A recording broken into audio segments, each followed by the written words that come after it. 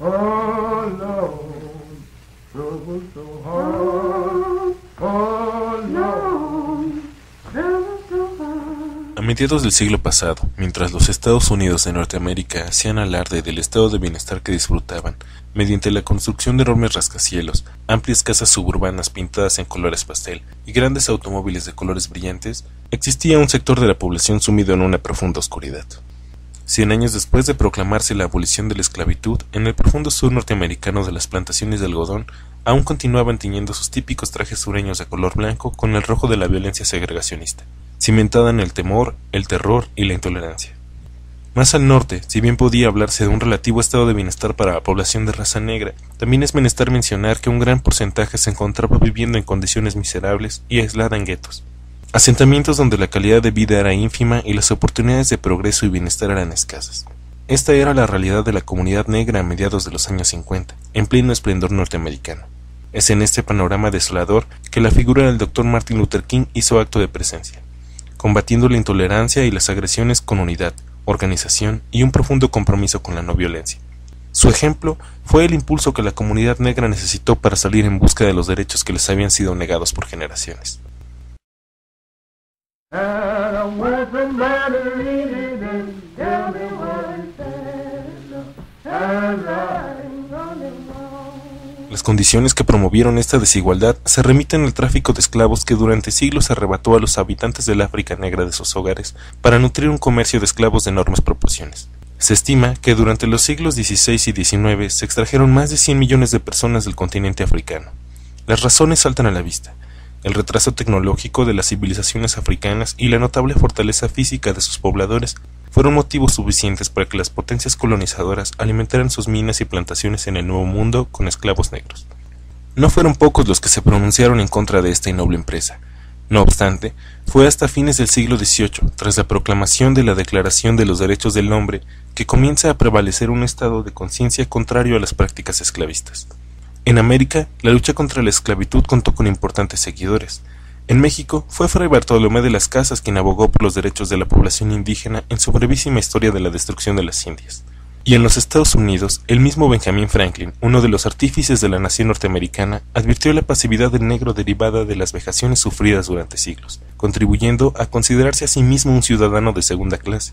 Motivado por esto, Franklin consideraba integrar al hombre de color, educar al negro para sacudir esa pasividad e incorporarlo a la sociedad como un elemento útil. Fue precisamente en los Estados Unidos donde el movimiento abolicionista se planteó con mayores dificultades por el gran contingente de negros existente, sumado al crecimiento de la naciente industria norteamericana. En los estados del norte, territorios eminentemente industriales, el movimiento antiesclavista cobró fuerza y tuvo un gran éxito. Por el contrario, los estados del sur, que dependían de la fortaleza física para el cultivo del algodón y el tabaco, rechazaron terminantemente la abolición de la esclavitud. El conflicto entre estas posturas llegaría a su límite durante la Guerra de Secesión. El enfrentamiento armado que dividió un país en norte y sur se desarrolló entre 1861 y 1865, concluyendo con la abolición de la esclavitud en los Estados Unidos de Norteamérica, decretada por el presidente Abraham Lincoln. No obstante su precipitada muerte, el decreto fue formalmente adoptado en todo el territorio. Sin embargo, subsistió toda una secuela de impedimentos que no permitió a los negros la plenitud de sus derechos. Iguales pero separados, esa sería la consigna. No fue hasta la década de los 50 del siglo XX cuando la comunidad negra dio los primeros pasos para conquistar los derechos ciudadanos que por ley les correspondían. Si bien desde principios de siglo existieron agrupaciones que buscaron mejorar las condiciones de los afroamericanos, fue la Asociación Nacional para el Progreso de la Gente de Color, NAACP por sus siglas en inglés, quienes emprenderían los primeros esfuerzos en busca de los derechos civiles. Su triunfo, declarar ilegal la segregación escolar en mayo de 1954.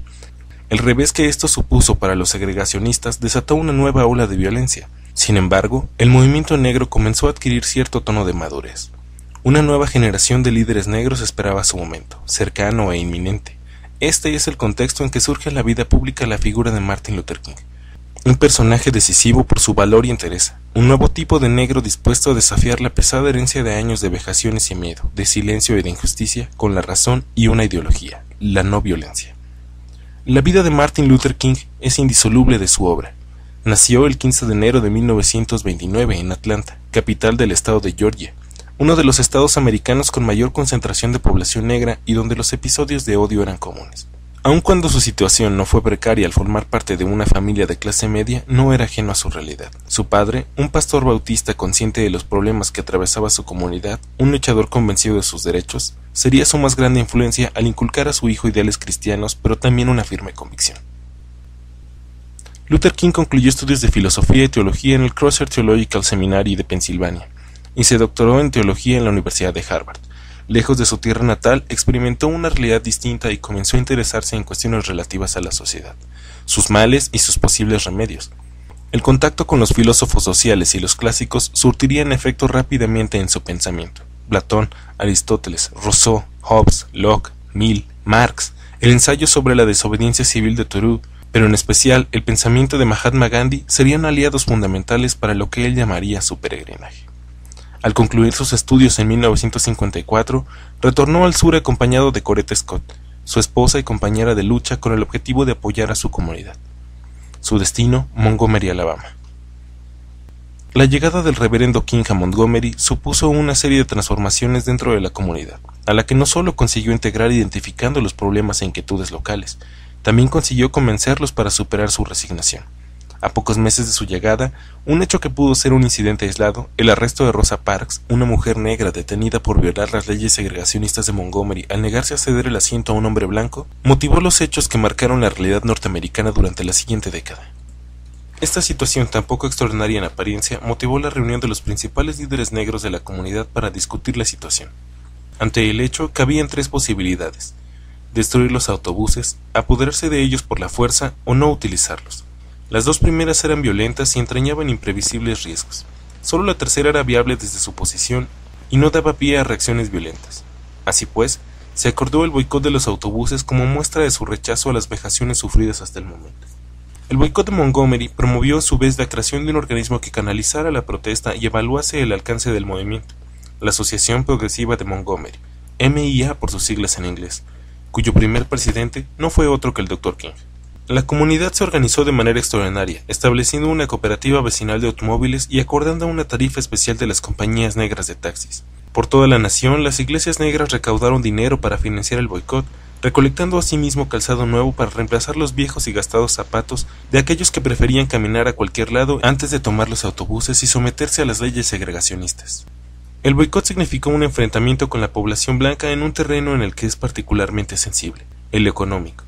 Esto suscitó una política de rudeza cada día más evidenciada con los hechos, detenciones y arrestos arbitrarios, agresiones físicas, y por si fuera poco, las casas de Martin Luther King y Ralph Abernathy fueron incendiadas, al igual que 4 iglesias bautistas negras. Estas medidas resultarían contraproducentes al atraer la atención nacional a la protesta. Con el paso del tiempo, tras varios meses de boicot, el diálogo con la compañía de autobuses no era solo algo lógico, sino inevitable. Los primeros diálogos fueron un fracaso, y al paso del tiempo, la presión se incrementó con las miradas de un país expectante ante el conflicto en Montgomery. Finalmente, el 4 de junio de 1956, un tribunal federal dictaminó que las leyes raciales de Alabama de la segregación de autobuses eran inconstitucionales. Sin embargo, un recurso de apelación mantuvo la segregación intacta y el boicot continuó hasta que finalmente, el 13 de noviembre de 1956, la Corte Suprema confirmó el fallo. Esta victoria dio lugar a una ordenanza municipal que permitía a los pasajeros negros sentarse prácticamente en cualquier lugar que ellos quisieran, y el boicot terminó oficialmente el 20 de diciembre de 1956. Había durado 381 días. Martin Luther King coronó la victoria con un discurso magnánimo para fomentar la aceptación de la decisión. El boicot de autobuses de Montgomery fue solo el principio. Repercutió en todos los Estados Unidos y estimuló el movimiento de derechos humanos, que desembocó en el movimiento por la búsqueda de los derechos civiles de la comunidad negra. Fue una de sus primeras victorias y le entregó a Martin Luther King la atención nacional que lo convirtió en uno de los líderes principales de la causa. En Montgomery había nacido, tras días de infatigable batallar, un líder, un nuevo líder para una nueva comunidad negra.